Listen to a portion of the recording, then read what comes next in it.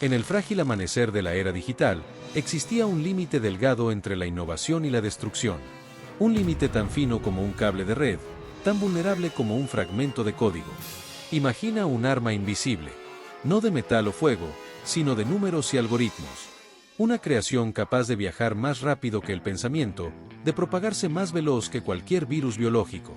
Un programa con el poder de desconectar al mundo antes de que el mundo supiera que estaba conectado. Esta no es una historia de especulación. Es la crónica de un apocalipsis digital que estuvo a punto de suceder. El protagonista, un joven de 23 años. No un soldado, no un espía. Un estudiante. Un científico con un sueño aparentemente inocente y un error que estuvo a punto de cambiar la historia de la humanidad. Su nombre, Robert Tappan Morris. Su escenario, un laboratorio helado en el MIT, noviembre de 1988. Las luces parpadeantes de los ordenadores son las únicas testigos de lo que está a punto de suceder. Un experimento. Un error. Un gusano digital que amenazaría con destruir la primera red global de información. Lo que nadie sabía es que este joven inadvertidamente se convertiría en el héroe que salvaría Internet. Imagina un mundo donde cada computadora conectada podría convertirse en un campo de batalla silencioso. Un mundo donde un solo programa podría destruir la naciente red que hoy conecta a miles de millones de personas. Esta no es una historia de ciencia ficción, es la historia real de cómo un joven programador se convirtió en el héroe anónimo que salvó Internet. Era noviembre de 1988. El frío mordía las calles de Cambridge, Massachusetts, pero dentro del laboratorio del MIT, los ordenadores zumbaban con una energía diferente. Los pasillos estaban casi vacíos, salvo por un joven estudiante de posgrado llamado Robert Tappan Morris. Con 23 años, Morris no lucía como un héroe. Delgado, de mirada intensa, con gafas gruesas y una camisa arrugada, parecía más un estudiante perdido en sus pensamientos que alguien capaz de cambiar el curso de la historia tecnológica. Morris provenía de una familia marcada por la tecnología. Su padre, Robert Morris Sr., era un legendario científico de computación que trabajaba en los laboratorios Bell. Creció escuchando historias sobre código, redes y los primeros días de la informática. Para él, las computadoras no eran máquinas, eran un universo por explorar. Lo que nadie sabía entonces era que Morris estaba a punto de crear algo que cambiaría para siempre la comprensión de la seguridad informática. No era un ataque malicioso lo que estaba tramando, sino un experimento que revelaría la fragilidad de la entonces incipiente red ARPANET, el embrión de lo que conoceríamos después como Internet.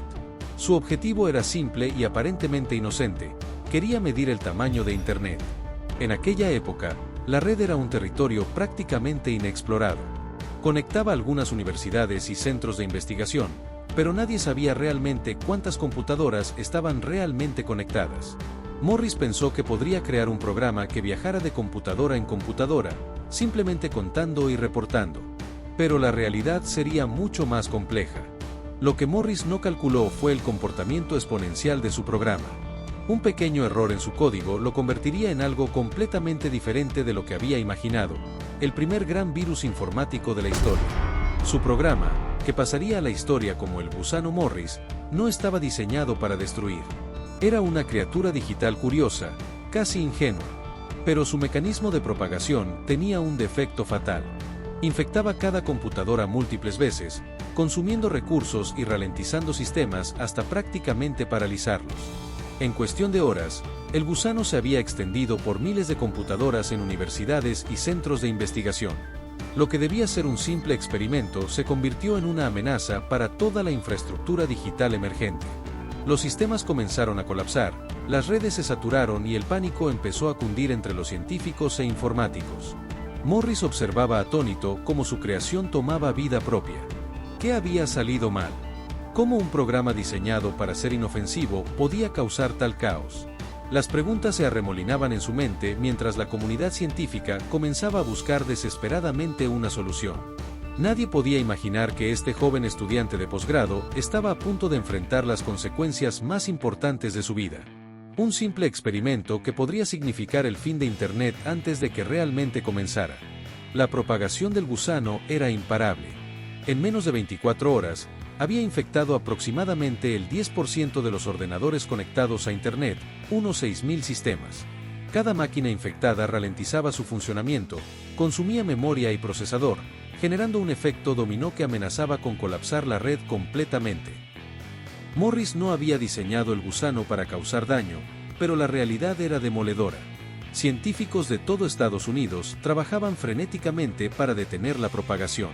Lo más impactante era la velocidad de propagación. El gusano aprovechaba vulnerabilidades en sistemas Unix, utilizando múltiples métodos de infiltración. Podía entrar mediante contraseñas débiles, explotar fallos en servicios como el correo electrónico y el Finger, y una vez dentro, se replicaba a sí mismo con una velocidad vertiginosa. Morris observaba todo desde las sombras, consciente de que era el responsable de aquella crisis. No era un criminal, era un científico cuyo experimento había escapado de su control. Su motivación original era puramente académica, medir el tamaño de Internet, entender cómo se conectaban los sistemas. Pero ahora enfrentaba un dilema ético fundamental. ¿Debía identificarse? ¿Confesar públicamente que él era el creador del gusano? El mundo académico y científico lo miraría con desprecio. Las consecuencias legales y profesionales podían ser devastadoras. Sin embargo, también sabía que solo él comprendía realmente cómo funcionaba el programa. Solo Morris conocía los intríngulis de su código, las vulnerabilidades específicas que había utilizado. En cierto modo, era la única persona que podía detenerlo. La comunidad científica trabajaba a contrarreloj. Gene Spafford, un experto en seguridad de la Universidad de Purdue, lideraba los esfuerzos para desarrollar un contracódigo que pudiera neutralizar el gusano. Otros investigadores analizaban cada línea, buscando la forma de detener la propagación. Morris guardaba silencio. Seguía los acontecimientos desde su ordenador, consciente de la magnitud del problema que había generado. No era un hacker malicioso buscando fama o destrucción. Era un joven brillante que había cometido un error con consecuencias monumentales. El impacto económico comenzaba a calcularse. Cada hora que los sistemas permanecían infectados significaba pérdidas millonarias. Universidades, centros de investigación y algunas instituciones gubernamentales veían cómo sus redes colapsaban. Pero lo más importante era el daño potencial a Internet. Si no se controlaba el gusano, podría significar el fin de la naciente red. Las instituciones podrían perder la confianza en compartir información, en conectarse entre sí. El sueño de una red global de información podría desmoronarse antes de nacer. Morris sabía que había cruzado una línea. Su experimento había pasado de ser una curiosidad académica a una amenaza real. Y tarde o temprano, tendría que enfrentar las consecuencias. Después de casi 72 horas de caos digital, el gusano comenzó a ser controlado. Los equipos de expertos en seguridad habían logrado desarrollar contramedidas que neutralizaban su propagación. El daño ya estaba hecho, pero Internet sobreviviría. Morris fue identificado y procesado judicialmente. Se convirtió en el primer individuo procesado bajo la Ley de Fraude y Abuso Informático de Estados Unidos. Sin embargo, su caso revelaba algo más profundo que un simple acto delictivo, mostraba la fragilidad de los sistemas informáticos. En lugar de ser tratado como un criminal, Morris fue visto progresivamente como un adelantado a su tiempo. Su accidente había revelado vulnerabilidades críticas en los sistemas informáticos, obligando a toda la comunidad científica a replantearse la seguridad de las redes. La sentencia fue relativamente suave: 3 años de libertad condicional, 400 horas de servicio comunitario, una multa de $10,000 y los costos del juicio. Pero el verdadero castigo era la marca indeleble en su reputación académica.